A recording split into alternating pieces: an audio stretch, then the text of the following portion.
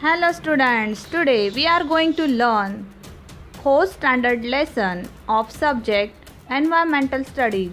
Our lesson name is Are we endangering our environment?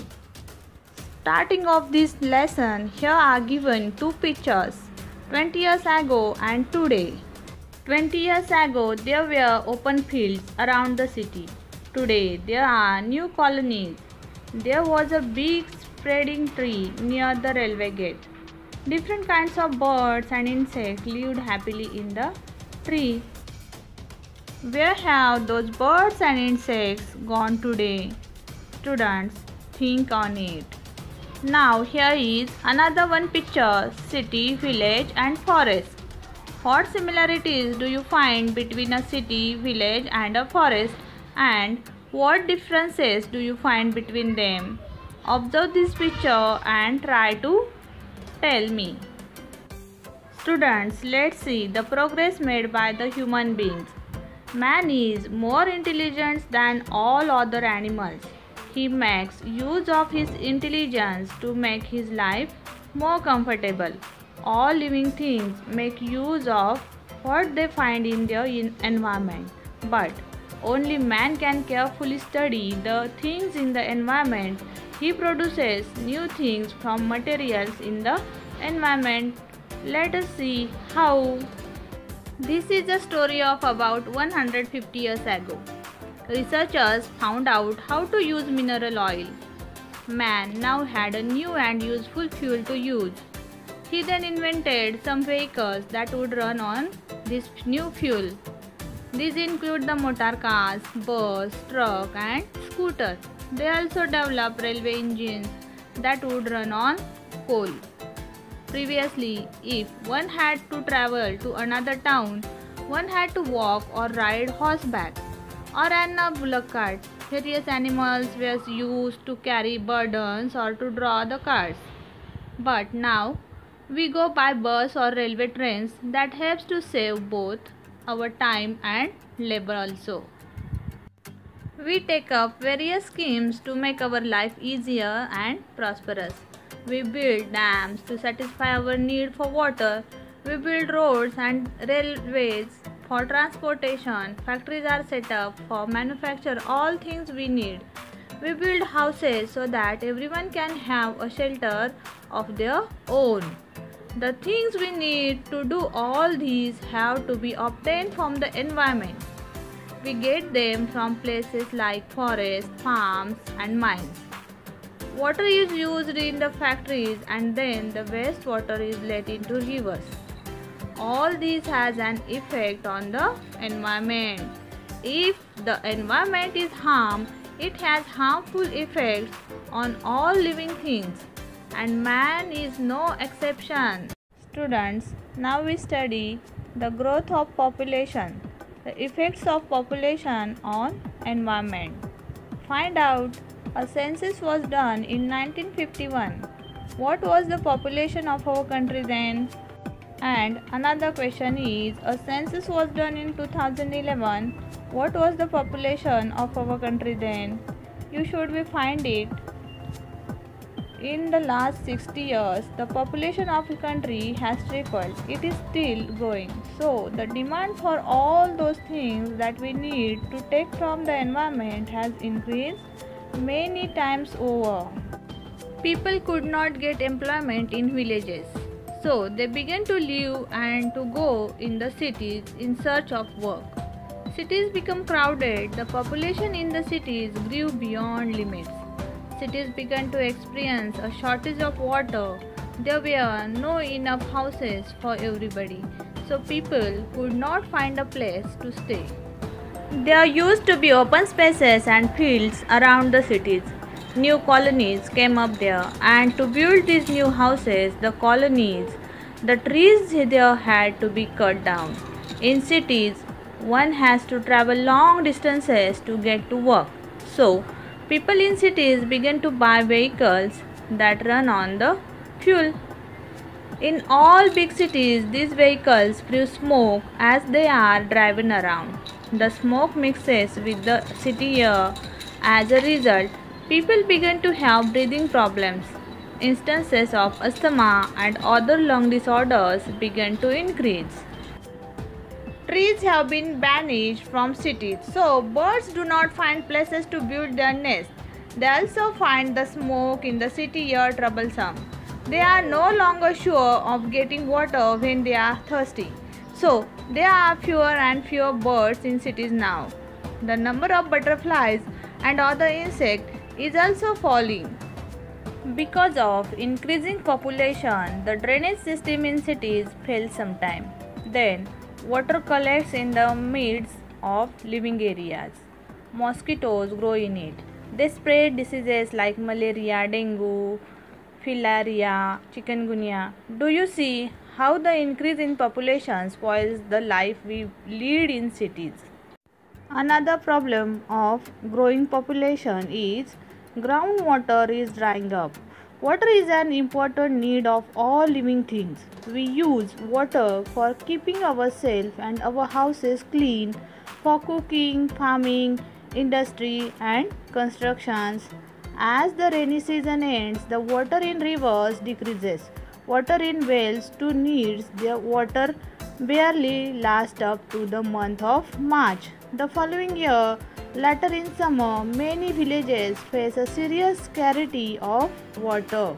Do you know, children? People settle only where water is available from the one source of or the other.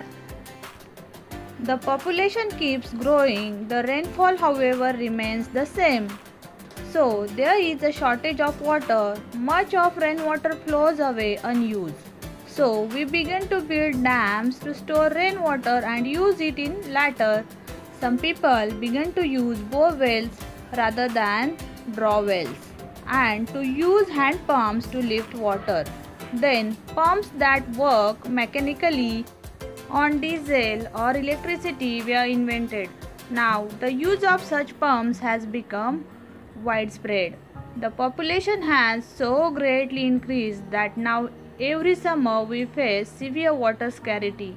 Another problem that the population growth caused was that of availability of food. The food produced in the country began to fall short of the needs of the growing population.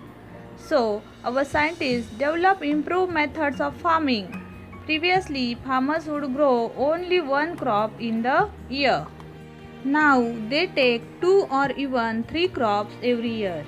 As a result, food production increased, but so did the demand of water for agriculture.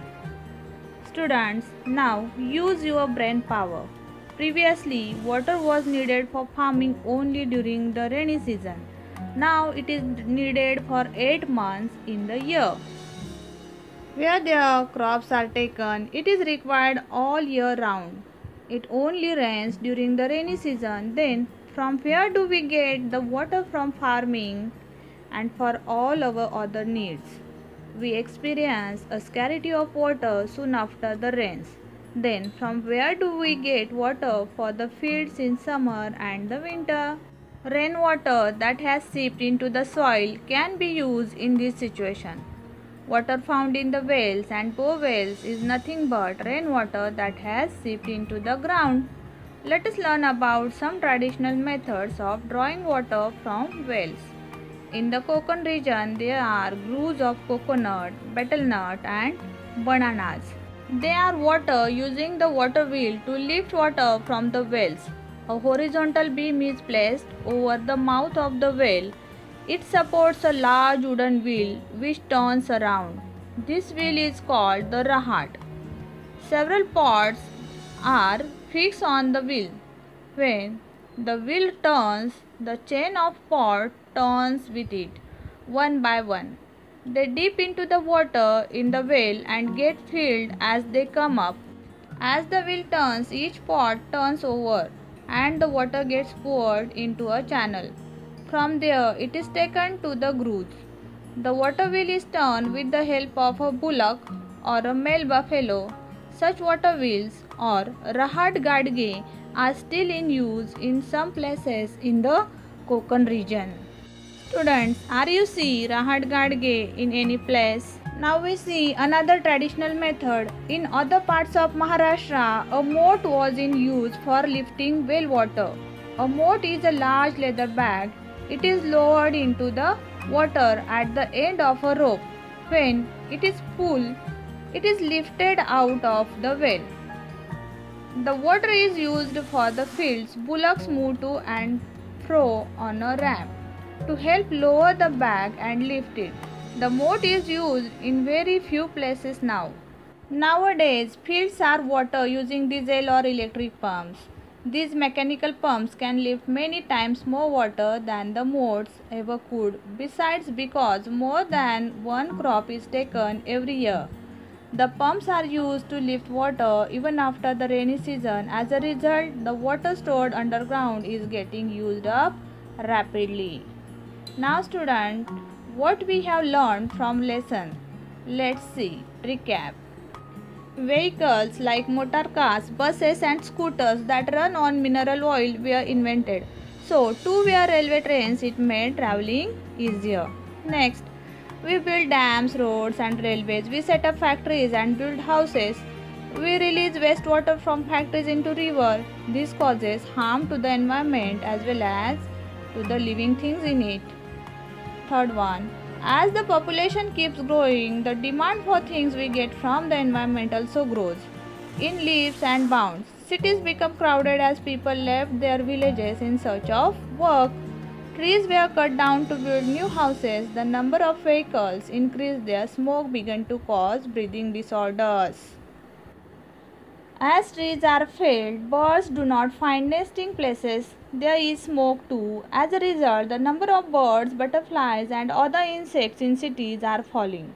The greater the population is, greater is in the demand for food grain. Farmers now take multiple crops.